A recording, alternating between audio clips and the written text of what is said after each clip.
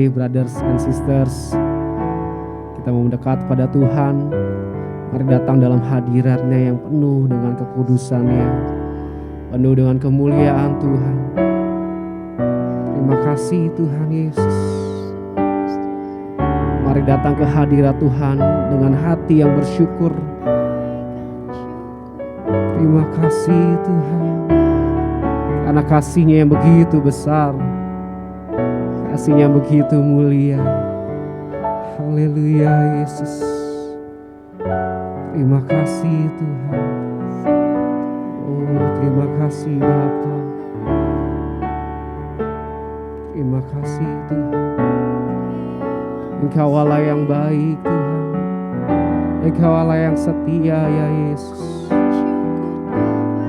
Engkau Allah yang tidak pernah tinggalkan kami Tuhan. Haleluya. Haleluya Yesus. Terima kasih Tuhan. Terima kasih ya Bapa.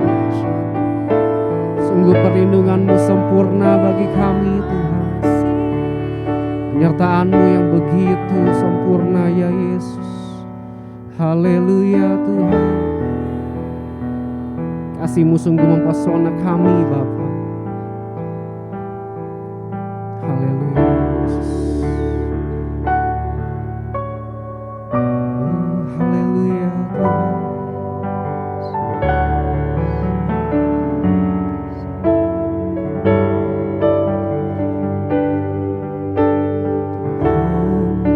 Kasih-Mu sungguhlah mempesona diriku.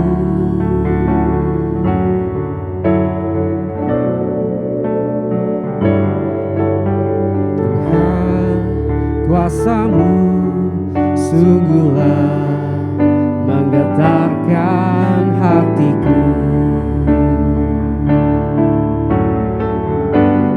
Kasih-Mu ya Tuhan, yang Kau limpahkan bagiku, lebih dari yang ku perlu. Kau sediakan bagiku. Ku sembah Kau Tuhan sepanjang umur hidupku, sepanjang umur hidupku. Terima kasih Tuhan. Terima kasih ya Bapa. Haleluya.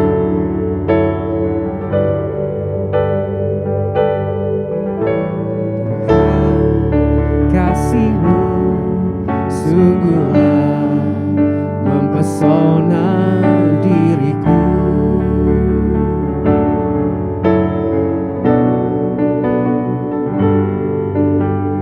Tuhan, kuasa-Mu sungguhlah menggetarkan hatiku.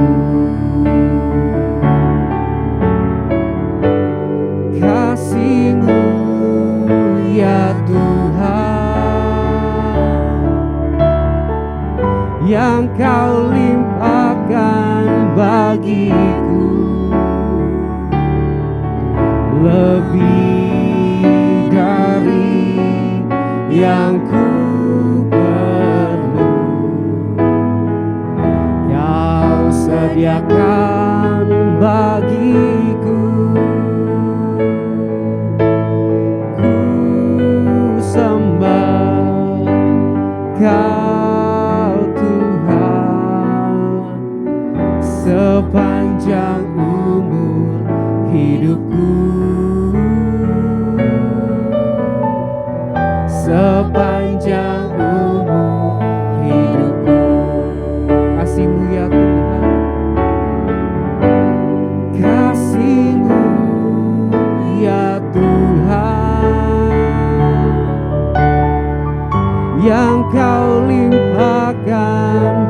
bagiku, lebih dari yang ku perlu. Kau sediakan bagiku, ku sembah Kau Tuhan sepanjang umur hidupku, sepanjang umur hidupku. Haleluya Yesus, haleluya Bapa. Sungguh kasih-Mu mempesona hidup kami Tuhan. Haleluya. Engkau baik ya Yesus, Engkau Allah yang setia. Haleluya.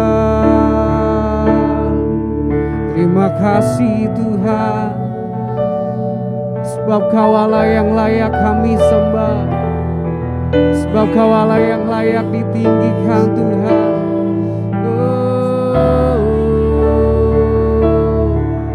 Haleluya Yesus, Engkau baik Tuhan, Engkau setia ya Bapa. Haleluya, haleluya Tuhan. Terima kasih. Renungkan kasih Tuhan yang begitu indah, kebaikan yang begitu nyata dalam hidup kita. Terima kasih ya Yesus. Dia Allah yang setia, Dia Allah yang tidak pernah meninggalkan kita. Kasih-Nya yang begitu besar, kebaikan yang begitu nyata. Haleluya Tuhan.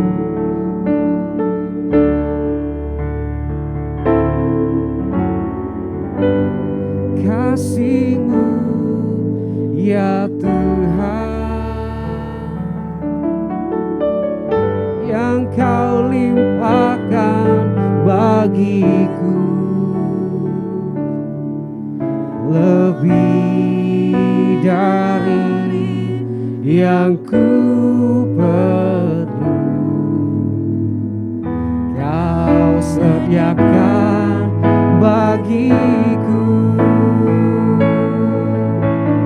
ku sembah Kau Tuhan sepanjang umur hidupku, sepanjang umur hidupku, sepanjang umur hidupku,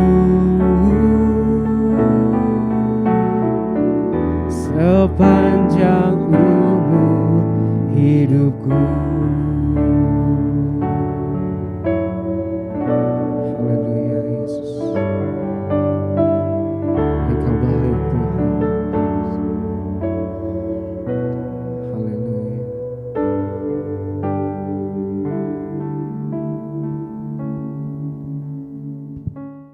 Saya ucapkan shalom buat saudara yang mengikuti ibadah ini dari manapun saudara berada.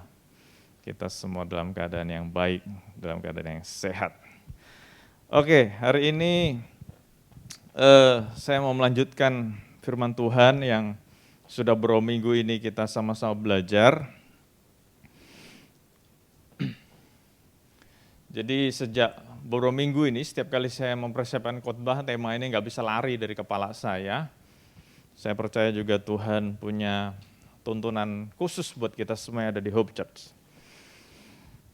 Tema hari ini adalah breakthrough. Nah, bicara tentang breakthrough itu bahasa Indonesianya adalah terobosan. Saya percaya kita semua di tahun yang baru nanti akan mengalami terobosan. Yang setuju katakan yes, yang mau katakan yes, yang mau banget katakan yes. Kan kita nggak mau hidup kayak gini-gini aja gitu ya, kayak hamster muter-muter gitu. Tidak ada terobosan. Nah, breakthrough itu terdiri dari dua kata, break dan through. Nah, kalau ngomong breakthrough, saya selalu bayangannya ada tembok yang mengelilingi hidup kita. Nah, kalau ngomong breakthrough, tembok itu harus dihancurkan dulu, break dulu, baru kita bisa through, baru kita bisa lewat. Nah, jadi kita harus hancurkan dulu temboknya supaya kita bisa lewat. Nah, setelah tembok itu dihancurkan, kita harus berani melangkah untuk mengalami terobosan yang dari Tuhan. Breakthrough. Saudara mau mengalami breakthrough? Doa saya, harapan saya, tahun 2022 kita semua mengalami breakthrough. Enggak cuma saya dan keluarga, tapi kita semua ngalamin breakthrough. Mungkin saudara bilang, wah kita udah sering breakthrough kok, nggak apa-apa, lebih dahsyat lagi breakthrough-nya. Area of breakthrough, mungkin saudara nanya breakthrough di bidang apa gitu ya. Area of breakthrough, ayat yang udah sering saya sampaikan, saudara yang kekasih, aku berdoa semoga engkau baik-baik dan sehat-sehat saja dalam segala sesuatu, sama seperti jiwamu baik-baik saja. Jadi pinjam kata-kata ini, pinjam ayat ini, saya mau mengatakan kita akan mengalami breakthrough dalam segala sesuatu. Breakthrough nggak cuma spiritual doang. Wah, mengalami breakthrough di spiritual, puji Tuhan, bagus. Tapi janji Tuhan breakthrough-nya nggak cuma spiritual, tapi dalam segala sesuatu. Saudara yang lagi mendambakan punya bisnis baru akan mengalami breakthrough. Yang pengen punya hubungan yang baru akan mengalami breakthrough. Yang pengen punya breakthrough dalam bidang keuangan, Tuhan akan memberikan breakthrough. Jadi breakthrough dalam segala sesuatu. How to experience breakthrough? Bagaimana mengalami breakthrough? Nah, ini udah pernah beberapa kali saya sampaikan, nomor satu tidak lain dan tidak bukan harus percaya. Orang-orang di Nazaret, dikatakan Matius 13 ayat 58, karena ketidakpercayaan mereka tidak banyak mujizat diadakan Tuhan Yesus di situ. Jadi yang menghalangi kita mengalami berkat Tuhan, yang menghalangi kita mengalami breakthrough dari Tuhan, ternyata adalah ketidakpercayaan. Makanya kita harus percaya. Harus percaya, nomor satu harus percaya. Harus diakui dalam hidup ini, iblis seringkali twist kepala kita, pikiran kita, otak kita, supaya kita nggak percaya. Nah, waktu kita udah nggak percaya aja, wah iblis sudah tepuk tangan, wah gue udah menang. Kenapa? Karena faktanya waktu kita tidak percaya, di situ dikatakan tidak banyak mujizat diadakan Tuhan Yesus di situ. Jadi mungkin waktu saya ngomong breakthrough, ada yang ngomong, ya kok ngomong breakthrough lagi. Hidup makin susah atau enggak? Nah, kalau udah ada yang mikir kayak gitu, iblis sudah tepuk tangan. Yes, gue udah bikin lu gak percaya. Tapi harapan saya, setelah dengar firman Tuhan ini tidak ada yang ragu-ragu lagi. Semuanya tetap percaya akan mengalami breakthrough. Percaya kepada siapa gitu kan ya? What atau who to believe. Di sini katakan siapa percaya kepada hatinya sendiri adalah orang bebal. Tetapi siapa berlaku dengan bijak akan selamat. Tuhan ngasih pesan, jangan percaya kepada hati kita sendiri, jangan percaya kepada pikiran kita sendiri, jangan percaya sama orang lain. Orang lain senang banget kasih PHP. PHP sudah tahu ya? Pemberi harapan palsu. Nah di dunia ini banyak orang suka kasih PHP. Dan salah satunya di dunia ini banyak orang kasih PHP ke pendeta. Saya kan pendeta jadi saya tahu banyak banget orang tuh PHP-in pendeta. Doain ya, doain. Nanti kalau bisnis lancar, aku kasih persembahan buat Tuhan ke Hope Church. Tapi saya udah belajar pengalaman ya, jadi pendeta berapa tahun. Tuhan ngajar saya, Kalau ada orang ngomong kayak gitu, udahlah nggak usah terlalu dianggepin. Kenapa? Karena faktanya orang tuh seringkali lupa kalau udah janji. Doain ya, doain, nanti kalau aku udah sembuh, aku diberkati, aku akan tambah setia. Setia apa gitu ya? Hari Minggu nggak kelihatan, minggu depan nggak kelihatan, mau-maunya dia ya datang dan pergi. Jadi janganlah dengerin kata-kata manusia. Jadi percaya saja kepada Tuhan. Percayalah kepada Tuhan dengan segenap hatimu dan janganlah bersandar kepada pengertianmu sendiri. Jadi kalau tadi ngomong nomor 1, gimana ngalamin breakthrough? Percaya. Tapi hari ini saya mau sampaikan, percaya kepada siapa? Percaya kepada apa? Nomor 1, percaya kepada Tuhan. Percaya kepada firman Tuhan. Percaya kepada janji-janji Tuhan. Bukan kepada manusia. Bukan kepada pemikiran sendiri. Bukan percaya pada perasaan sendiri, tapi percayanya sama Tuhan, firman-Nya, janji-janjinya. How to believe. Nah, minggu lalu kita udah bahas, hai manusia yang bebal, maukah engkau mengakui sekarang bahwa iman tanpa perbuatan adalah iman yang kosong. Jadi kalau ngomong percaya, ngomong beriman harus ada namanya action. Gak ada tuh ngomong percaya-percaya, diem-diem aja terus tiba-tiba ada breakthrough, gak ada. Jadi kalau ngomong percaya, yes percaya, beriman, yes. Harus ada actionnya dong, harus ada perbuatannya dong. Waktu Tuhan berjanji kepada bangsa Israel akan memberikan Kanaan, tanah perjanjian. Apa yang dilakukan bangsa Israel? Bangsa Israel berperang melawan suku-suku asli. Loh, kan katanya Tuhan udah janji. Benar Tuhan udah janji. Tapi kalau bangsa Israel tidak mau berperang, dapat nggak? Dapat nggak? Enggak. Tuhan udah berjanji kasih jodoh yang cantik, jelita, dan seksi. Kalau lu nya nggak pernah mandi, itu cewek yang cantik, jelita, dan seksi mana mau sama lu. Kan gitu. Jadi itu sebuah fakta, kita harus ada andil manusia juga. Tuhan akan bikin kita lulus sekolah dengan baik, dapat beasiswa. Tapi kalau nggak pernah belajar ya gimana gitu. Belajar dong. Kerja sungguh-sungguh, ada bisnis yang dibuka. Nah, waktu ada bisnis yang dibuka, jualan apa gitu ya, saya ingat banget ceritanya Ricky.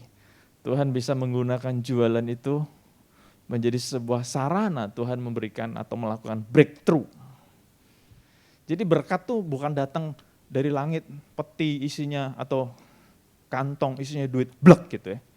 Kalau dari langit jatuh nimpa kita, mati juga kita. Jadi harus ada action, ada usaha yang dilakukan. Percaya nggak Tuhan berkati? Percaya, justru karena percaya kita lakukan ini. Justru karena percaya kita berusaha. Jadi bukan berarti kita diem-diem aja. Lu percaya gak Tuhan tolong? Percaya. Kok diem aja? Gue percaya Tuhan tolong, makanya gue diem aja. Itu bukan percaya namanya, itu namanya malas. Kalau kita percaya Tuhan pasti berkati, kalau kita percaya pasti Tuhan memberikan breakthrough, kita do something dong. Dan Tuhan akan memberkati lewat yang kita kerjakan. Yang mengerti kan? Yes. Dan itu yang jadi doa saya supaya saudara-saudara semua yang di Hope Church diberkati Tuhan berlimpah, limpah, limpah, limpah. Itu, jadi do something. Ayat 26, setelah ayat 20, ayat 26, diulang lagi.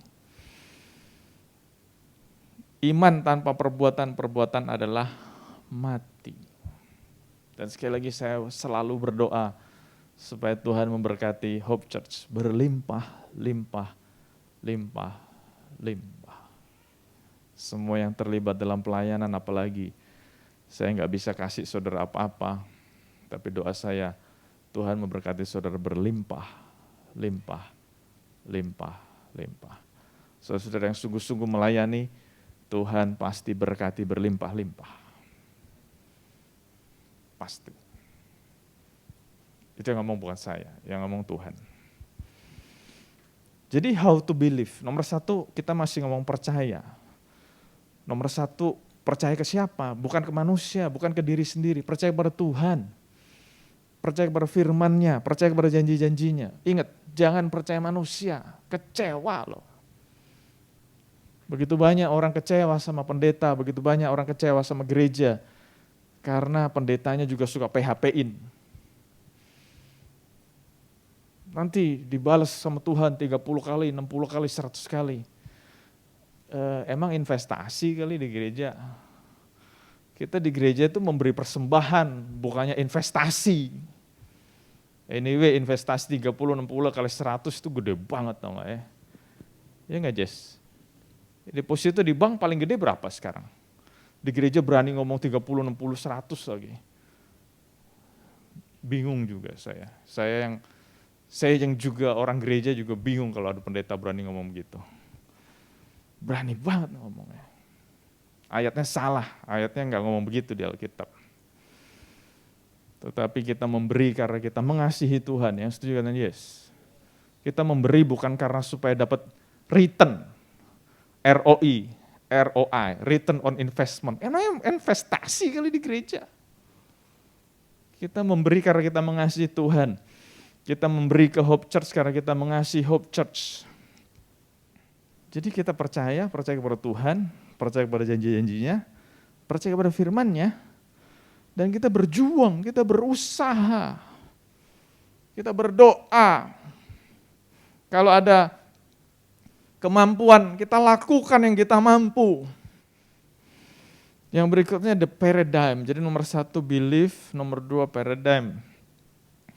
Sudah saya sampaikan juga. Ke-12 pengintai, 12-12-nya pemimpin suku. Tetapi waktu mereka disuruh mengintai, 10 orang bilang, tanahnya subur, buahnya bagus, buahnya besar-besar. Waduh, anggurnya melimpah dan sebagainya. Tetapi 10 orang ngomong, kita gak mungkin bisa ngalahin, gak mungkin. Tetapi tiba-tiba Kaleb berkata, tidak, kita akan maju dan menduduki negeri itu sebab kita pasti akan mengalahkannya. Saya suka loh baca Alkitab, Alkitab ini keren banget. Ribuan tahun lalu udah digambarkan ada 2 jenis manusia. Jenis yang pertama adalah pesimis. Orang pesimis akan selalu melihat kejadian itu masalah. Orang ngelihat masalah itu menjadi sebuah penghalang. Tetapi orang optimis seperti Kaleb melihat kejadian demi kejadian bukan menjadi sebuah hal yang menakutkan. Tetapi kejadian-kejadian itu adalah sebuah challenge, sebuah tantangan, sebuah batu lompatan. Sama kan? Kalau kita diperhadapkan dengan sebuah keadaan, 2 minggu lalu saya sudah khotbah. Saya tidak bisa membaca mindset saudara. Saya nggak bisa membaca paradigma saudara. Tetapi dari respon saudara, kita bisa ditebak what kind of people you are. Nah kalau kita ngelihat sebuah masalah menjadi sebuah challenge, menjadi sebuah tantangan. Wah ini orang optimis nih, hebat. Jadi bukannya ngelihat masalah, aduh udahlah gak usah lah. Aduh gak jadi deh. Tapi waktu ngelihat sebuah masalah, aku pasti bisa. Kenapa pasti bisa? Karena Tuhan udah ngomong. Tuhan udah ngomong. Jadi Kaleb berkata kepada orang Israel, let's do it. Kenapa? Kita pasti mendudukinya. Kenapa kita pasti mendudukinya? Karena Tuhan udah ngomong, Tuhan udah kasih tempat itu. Nah Kaleb maju, dia bilang bisa, pasti bisa. Kenapa Kaleb pasti bisa? Kenapa Kaleb ngomong begitu? Bilangan 14 ayat 24 menjelaskan, tetapi hambaku Kaleb, karena lain jiwa yang ada padanya, dan ia mengikut aku dengan sepenuhnya, akan kubawa masuk ke negeri yang telah dimasukinya itu dan keturunannya akan memilikinya. Jadi ada dua hal di sini kita belajar dari Kaleb. Kenapa Kaleb punya pikiran yang beda, punya paradigma, punya mindset yang beda? Karena dia punya jiwa yang berbeda. Di situ katakan different spirit and has follow me fully. Nah, kalau kita mengikut Tuhan dengan sepenuh hati, dengan sungguh-sungguh, kita akan mengalami yang namanya divine intervention dalam hidup kita. Mengikut aku dengan sepenuhnya. Follow me fully. Jadi saya nggak bilang saudara semua harus jadi pendeta loh. Saya nggak ngomong saudara semua harus jadi meninggalkan pekerjaan. Enggak. Kerja tetap, bisnis tetap. Tapi fokus kita hanya kepada Tuhan. Dan Tuhan tidak akan pernah mengecewakan. Yang mengalami ikutan yes. Because he has follow me fully. Tuhan berkata tentang Kaleb, he has follow me fully. Itu yang kedua, paradigm. Yang ketiga yang menjadi tema Natal kita, Immanuel. Allah bersama dengan kita, Allah beserta kita. Allah menyertai kita, bahasa Inggrisnya God be with us, atau God is with us, atau God is within us. Mereka akan menamakan dia Immanuel, yang berarti Allah menyertai kita. Jadi how to experience breakthrough, nomor satu kita harus percaya. Percaya yang benar ya, percaya kepada siapa dengan cara yang benar. Yang kedua kita harus punya paradigma yang benar, supaya ngalamin breakthrough. Nah yang ketiga kita harus mengalami yang namanya Immanuel. Nah bicara tentang Immanuel, saya mau beri saudara pengertian yang benar. Waktu kita dapat kata-kata Immanuel, Allah menyertai kita, jangan pernah berpikir dalam kepala kita bahwa, oh Tuhan menyertai loh, enak banget loh. Terus kita punya paradigma gini, kemanapun kita pergi, apapun yang kita lakukan, Tuhan di belakang kita, Tuhan nyertain kita. Ada gak yang punya pikiran kayak gitu? Kalau ada yang punya pikiran kayak gitu, bertobatlah, kerajaan surga sudah dekat. Berarti saudara berpikir Tuhan jadi kayak satpam. Tuhan jadi kayak objek. Tuhan jadi asisten. Tuhan jadi pembantu. Karena apapun yang kita lakukan, kemanapun kita pergi, Tuhan ada di belakang kita. Tetapi saya mau memberitahu yang benar. Konsep Immanuel adalah waktu terjadi kemanunggalan antara kita dengan Tuhan. Immanuel kan bukan cuma God with us, bukan cuma God within us. Tetapi bicara tentang adanya kemanunggalan antara Tuhan dengan manusia. Nah waktu terjadi kemanunggalan antara Tuhan dengan manusia, si manusianya, sang manusianya akan menyadari kedaulatan Tuhan yang besar. Jadi bukan berarti, wah Immanuel, yes. Terus kita kasih subtemanya, I am possible. Yes, apapun yang kita lakukan, bisa. Bisa. Kamu bisa, kan ada tagline itu. Bisa apaan gitu kan. Nah bicara tentang intimacy with God, bicara tentang kemanunggalan Allah dan manusia, bicara tentang kita jadi menghargai kedaulatan Tuhan. Tuhan maunya gua ngapain, itu yang gue lakukan. Bukan berarti gua maunya ini, gua maunya itu, gua mau ini. Tuhan sertai aku ya, bikin aku berhasil ya. Kan janjinya gitu. Salah ngerti. Kan ayatnya udah sering kita baca. Jika kamu tinggal di dalam aku dan firmanku tinggal di dalam kamu, mintalah apa saja yang kamu kehendaki dan kamu akan menerimanya. Mintalah apa saja yang kamu kehendaki dan kamu akan menerimanya. Wah keren, yes. Yes, aku mengaminkan janji Tuhan, yes. Tapi baca dulu dong ayat sebelumnya. Jika kamu tinggal di dalam aku dan firmanku tinggal di dalam kamu. Ini kan bicara tentang kemanunggalan. Bicara tentang intimacy with God. Waktu kita tinggal di dalam Tuhan, Tuhan di dalam kita, baru Tuhan ngomong, minta apa aja.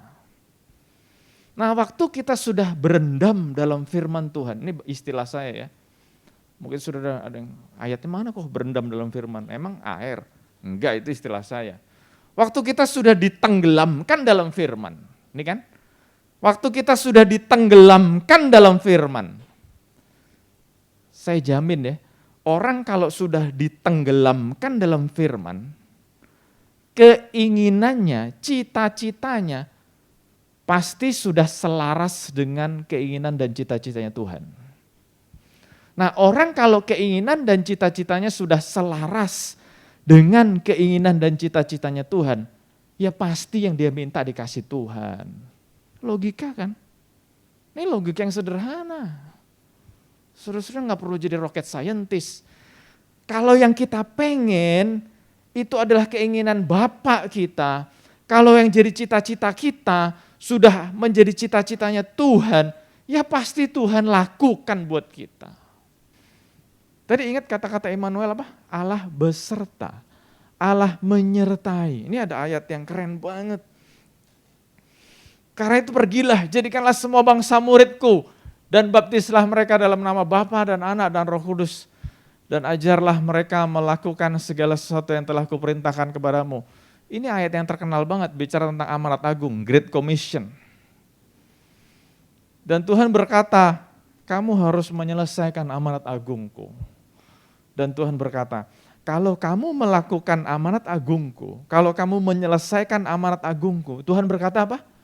Ketahuilah, aku Immanuel.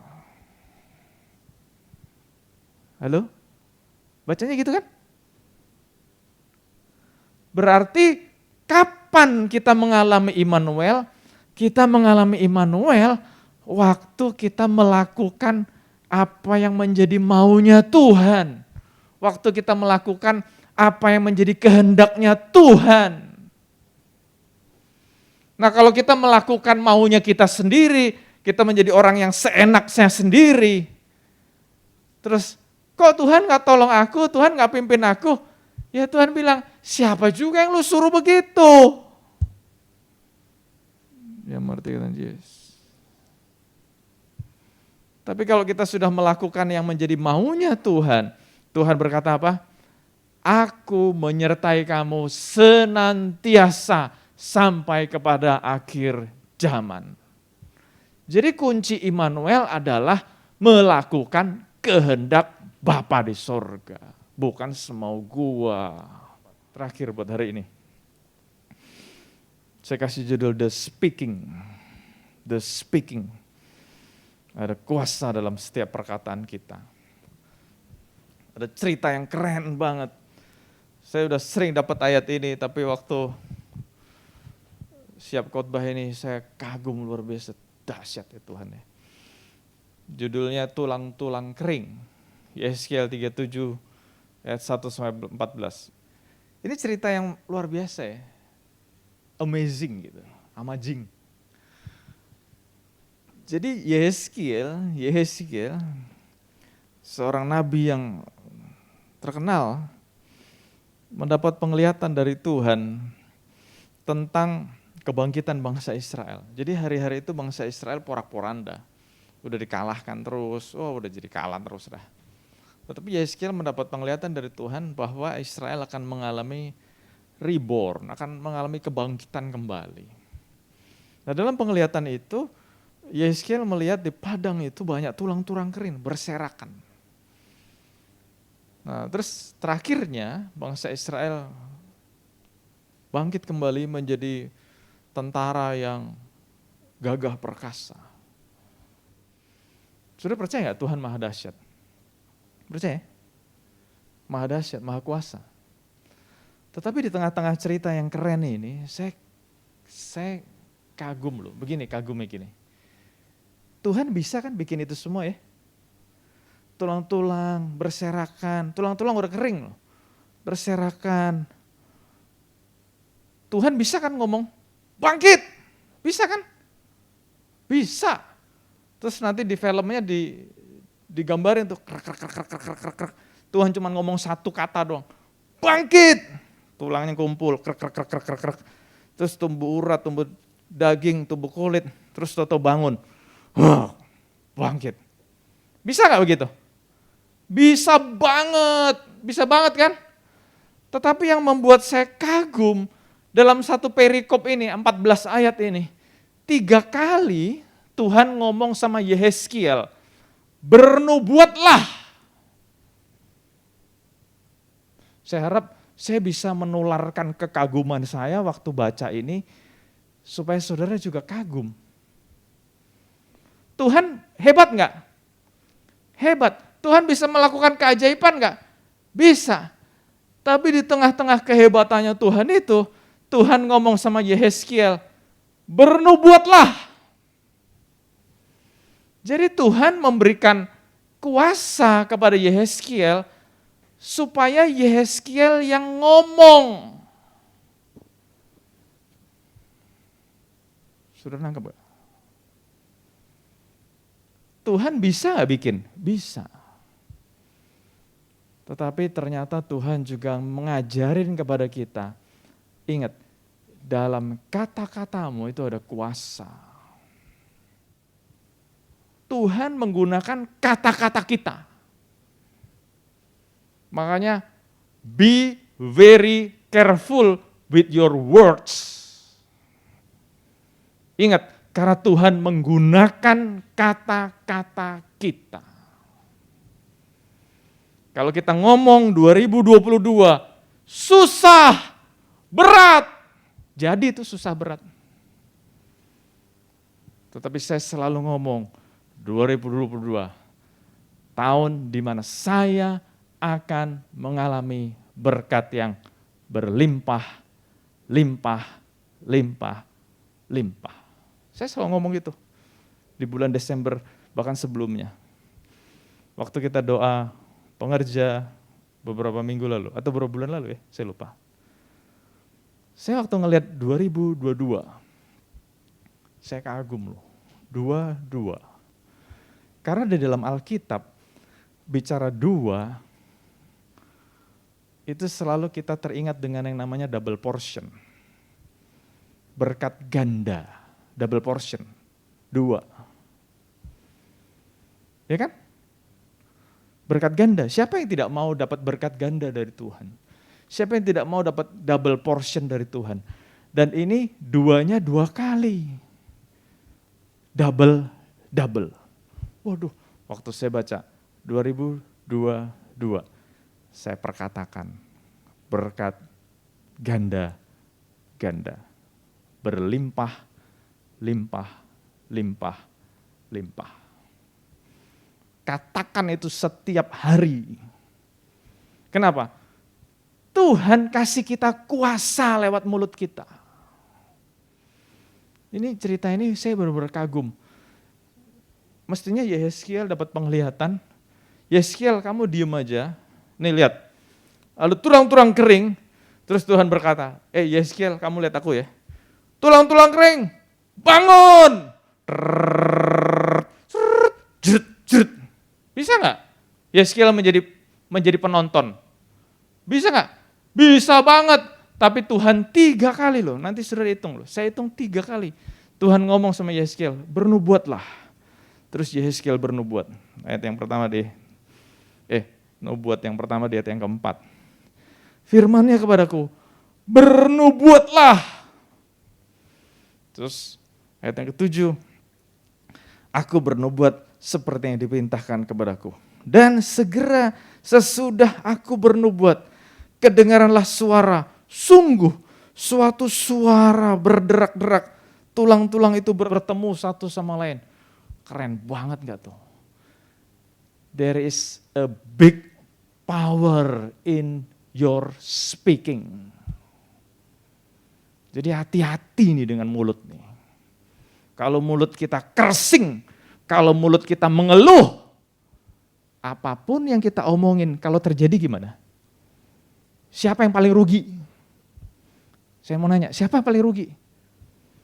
Kalau kita ngomong, mati deh. Bener mati. Siapa yang paling rugi? Ini saya nggak ngomong kosong loh. Firman Tuhan yang ngajarin, terus ilmuwan-ilmuwan di muka bumi ini membuat banyak penelitian, dan waktu saya baca luar biasa loh. Ada seorang ilmuwan di Jepang, saya nggak tahu saudara pernah baca atau tidak. Ada seorang ilmuwan di Jepang, dia mencoba, dia ada beberapa toples diisi air, terus dikasih label, air jelek. Padahal airnya semua sama. Dari keran yang sama, dia tulis air jelek, air apa. Terus ada juga yang air bagus. Nah setiap hari dia ngomong, kamu jelek, kamu jelek. Terus yang ini diomongin lagi, kamu begini. Nah yang bagus dipuji-puji, kamu bagus, kamu menyegarkan, kamu luar biasa. Nah setelah lewat beberapa bulan, ilmuwan ini memeriksa di mikroskop. Ternyata air-air yang suka dikers, dibilang jelek, itu waktu di mikroskop memang molekul-molekulnya jadi jelek. Ingat, semuanya diambil dari keran yang sama. Tetapi air yang dipuji-puji, air itu molekulnya sehat. Waktu saya baca ini, keren banget loh. For your information, 70-80% tubuh manusia itu terdiri dari air. Bayangin, kalau kita ngomong terus sama diri kita, bego bego gue. Bego beneran paling rugi siapa? Bego beneran nih, bisanya ngiler doang. Siapa yang paling rugi?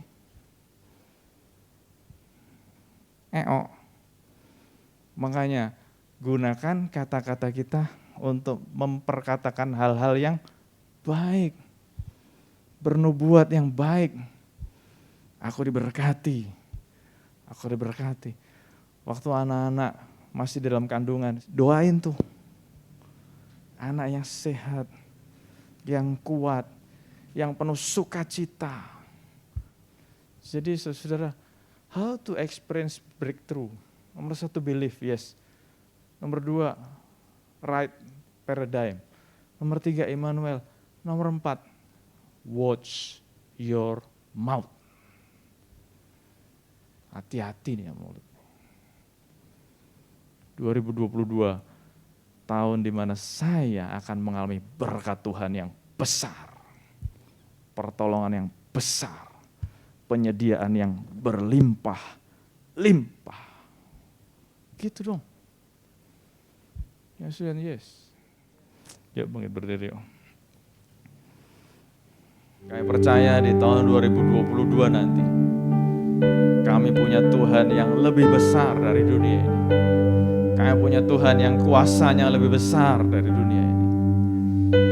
Kami adalah ciptaan Tuhan yang berharga. Tuhan menciptakan kami segambar dan serupa Tuhan. Kami berharga di mata Tuhan. Tuhan tidak akan membiarkan kami. Dan kami akan mengucapkan kata-kata berkat. Kata-kata yang positif, kata-kata yang benar.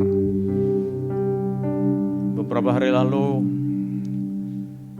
kalau saudara baca renungan yang saya kirim lewat WA, saya selalu kagum. Waktu Tuhan Yesus memberi makan 5.000 orang, dan beberapa saat setelahnya 4.000 orang, ada satu hal yang dilakukan oleh Tuhan Yesus. Kalau saudara ngeh, yang dilakukan oleh Tuhan Yesus adalah Tuhan Yesus mengucap syukur kepada Bapa di surga. Waktu Tuhan Yesus mengucap syukur, 5 roti dan 2 ekor ikan itu dipecah-pecah, gak habis-habis, sisa 12 bakul. Ada kuasa di balik mengucap syukur. Saya mau mengajar kita semua, apapun yang kita alami, jangan pernah lupa mengucap syukur. Karena waktu mengucap syukur, mujizat dari Tuhan terjadi. Mengucap syukur. Lewat kata-kata kita mengucap syukur. Lewat pemikiran kita mengucap syukur. Lewat perasaan kita mengucap syukur. Lewat perilaku kita mengucap syukur. Kenapa mengucap syukur? Karena dia Tuhan yang baik. He's good, He's been good to us. Dia sungguh baik. Kalau ada hal-hal yang terjadi, Tuhan izinkan, percayalah, Tuhan punya rencana yang indah buat kita. Terima kasih Tuhan Yesus. Setiap pribadi diberkati Tuhan. Bahkan buat anak-anakmu yang keluarganya yang hadir, setiap keluarga diberkati Tuhan. Diberkati berlimpah-limpah. Dan aku bernubuat buat Hope Church, setiap kursi yang kosong diisi oleh jiwa-jiwa yang baru dalam nama Tuhan Yesus. Jiwa-jiwa yang ada semakin sungguh-sungguh, semakin setia, semakin tertanam, semuanya melayani Tuhan dengan sukacita. Selalu ada unity, selalu ada kesatuan. Terima kasih Tuhan. Kami bernubuat buat bangsa Indonesia. Bangsa Indonesia diberkati Tuhan. Tahun 2022 bangsa Indonesia semakin diberkati Tuhan. Terima kasih Tuhan. Terima kasih Tuhan. Terima kasih Tuhan Yesus. Terima kasih Tuhan. Kau berkati anak-anak-Mu Tuhan. Tim pelayanan semakin sungguh-sungguh, semakin solid. Setiap kami semakin hari semakin memberikan yang terbaik buat Tuhan. Kami gak mau melayani dengan asal-asalan, tapi yang terbaik kami berikan buat Tuhan. Terima kasih Tuhan Yesus. Terima kasih Bapa. Kau berkati program-program ke depan, rencana-rencana ke depan, Kau berkati Tuhan. Bahkan untuk setiap kami, setiap pribadi, setiap keluarga dipelihara Tuhan, dijagai Tuhan, disertai Tuhan. Kami boleh semakin manunggal sama Tuhan. Terima kasih Bapa, terima kasih Tuhan. Berkati anak-anak-Mu yang sudah hadir, berkati anak-anak-Mu yang sudah melayani. Kau melihat kesetiaan setiap anak-anak-Mu, dan kami percaya jerih payah kami di dalam Tuhan gak pernah sia-sia. Kau berkati Tuhan. Dan sesudah dikasih Tuhan, terimalah berkat yang berlimpah-limpah dari Allah Bapa kita, kasih sayang anugerah dari Tuhan kita Yesus Kristus, dan persekutuan Roh Kudus yang terus memimpin, menguatkan, meneguhkan kita, ada selalu bersama dengan kita mulai saat sekarang ini, bahkan sampai selama-lamanya. Dan kita yang diberkati Tuhan sama-sama katakan, amin, amin. Tuhan Yesus memberkati. Happy Sunday.